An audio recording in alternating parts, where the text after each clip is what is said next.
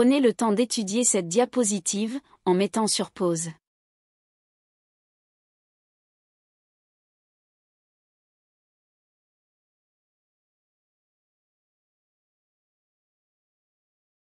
Voici les tailles respectives des planètes, et du Soleil, à l'échelle. Focus sur les planètes.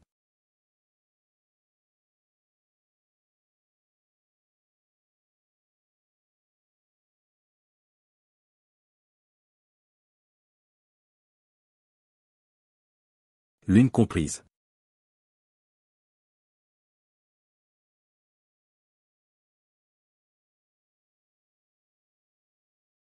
Voici les distances entre les différents corps, si on applique ce changement d'échelle.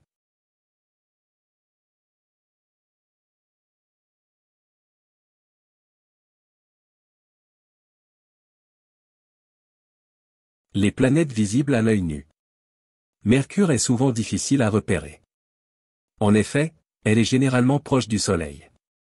Elle peut être vue brièvement, juste après le coucher du Soleil, ou juste avant son lever, près de l'horizon.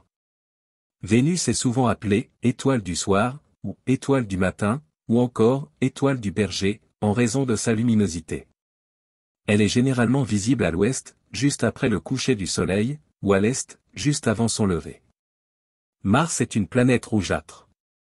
Elle peut être vue pendant certaines périodes de l'année. Les périodes les plus propices pour l'observer sont lorsque Mars, la Terre, et le Soleil sont alignés dans cet ordre. En règle générale, cela survient environ tous les 26 mois. Mars est alors relativement proche de la Terre. Cela permet à Mars d'être visible toute la nuit, étant au-dessus de l'horizon.